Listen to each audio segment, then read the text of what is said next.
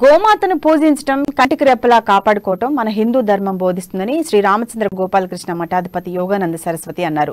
Adilabad municipal పరిధిలోని బంగారుగూడలో 5 ఎకరాల విస్తీర్ణంలో గోమాత ఫౌండేషన్ ఆధ్వర్యంలో ఏర్పాటు చేసిన గోశాలను ప్రారంభోత్సవం చేశారు. ఈ కార్యక్రమానికి శ్రీ నవశక్తి దుర్గామాత మందిర్ పూజారి కిషన్ మహారాజ్ తో కలిసి ఆయన ముఖ్య అతిథిగా హాజరయ్యారు. ముందుగా గోమాత చిత్రపటానికి గోమాతకు ప్రత్యేక పూజలు నిర్వహించారు. గోమాత ఫౌండేషన్ సభ్యులను ఆశీర్వదించారు. గోవుల సంరక్షణ అందరి బాధ్యతని అన్నారు. వాటిని కాపాడుకుంటూ పశు సంపదను పెంచాలన్నారు.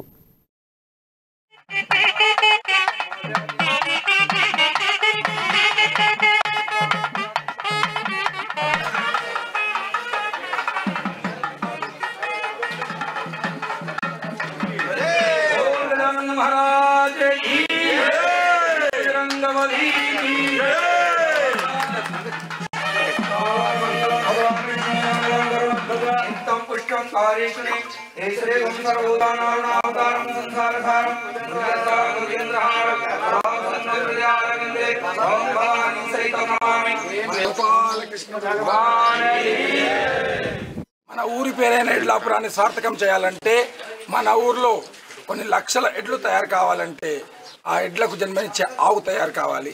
అలాంటి గోమాతను మన ఆదిలాబాద్ నగరంలో 5 ఎకరాల స్థలంలో గోశాల ప్రభుత్వం తరఫు నుంచి నిర్వహించడం చాలా గొప్ప విషయం.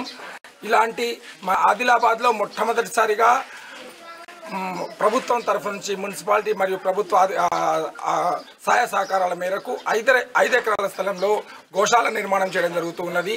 ఈ గోశాలలో కొన్ని లక్షల ఆవులు మరియు గోసంతతి పెంచి ఎడ్లను మనము గ్రామాల్లో వ్యవసాయానికి ట్రాక్టర్లతో వ్యవసాయం కాకుండా ఎడ్లతో వ్యవసాయం చేయవలసిందిగా మరియు గోవు వల్ల లాభ